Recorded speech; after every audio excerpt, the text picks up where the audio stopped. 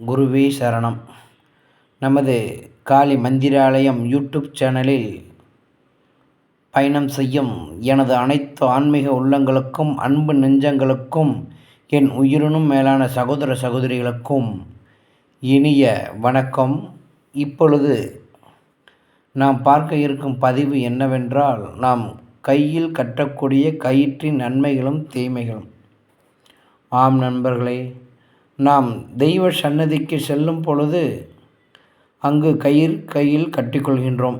இதில் சிலருக்கு இதன் நன்மைகள் தெரியும்.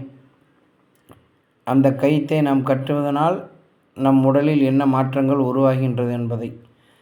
சிலருக்கு அதோட பார்த்திங்கன்னா நன்மை தெரியாது. நம்ம ஏன் கட்டுறோம் அப்படிங்கிறதும் தெரியாமல் கோவிலில் நம்ம செல்கிறோம், அங்கே கயிறு கொடுக்குறாங்க, நம்ம கட்டிக்கிறோம் கலர் கலராக. அப்படிங்கிறது தான் ஒரு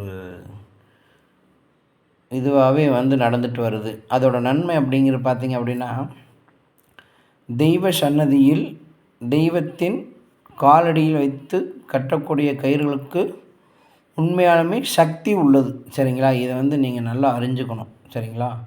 அதே மாதிரி அந்த கயிற்றை நம்ம கட்டுறதுனால, கையில் கட்டுவதால் நம் உடலில் இருக்கக்கூடிய நெகட்டிவ் எனர்ஜிகள் அப்படிங்கிறது கொஞ்சம் கொஞ்சமாக அழிஞ்சிருதுங்க. சரிங்களா? நேர்மறை ஆற்றல் அப்படிங்கிறது உருவாகுது. இதை நல்லா உணர்ந்தீங்க அப்படின்னா, பொறுமையாக இது தியானம் செய்கிறவங்களுக்கு இது அதோட உணர்வுகள் சரியாக தெரியுங்க. சரிங்களா? அதே போல் அந்த கயிற்றை எத்தனை நாட்களில் அவிழ்த்து விட வேண்டும் என்பது ஒரு சாஸ்திரப்படியே ஒரு இது இருக்குங்க. கயிற்றை பார்த்திங்கன்னா, நம்ம தெய்வ சன்னதியில் கட்டக்கூடிய கையில் கட்டக்கூடிய கயிற்றுக்கு 48 நாட்கள் மட்டுமே கையில் கட்ட வேண்டுங்கய்யா. சரிங்களா? இதில் உங்களுக்கு சந்தேகம் வரும், ஐயா 48 நாட்களுக்கு மேல் ஏங்கி அந்த கயிற்றை கட்டக்கூடாது அப்படின்னா, அந்த 48 நாட்கள்லேயே பார்த்திங்கன்னா அந்த கயிறு பழசாயிரும். சரிங்களா?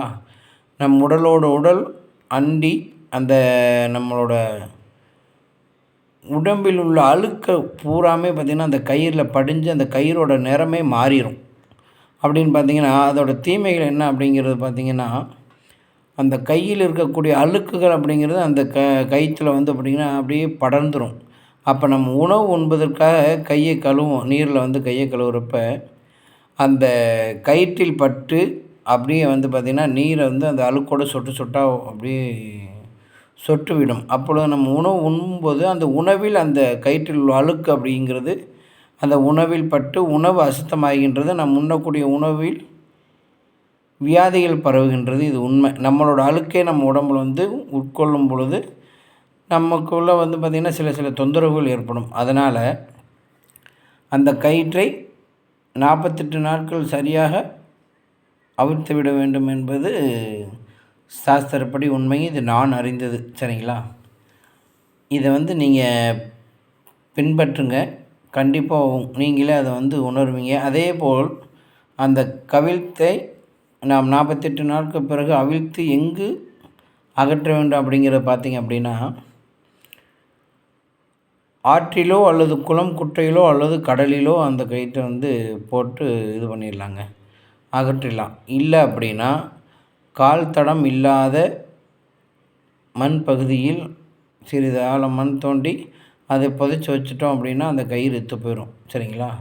இப்படியும் இந்த முறையிலையும் நம்ம இந்த கயிற்றை அவிழ்த்து விட வேண்டும், அகற்றி விட வேண்டும்.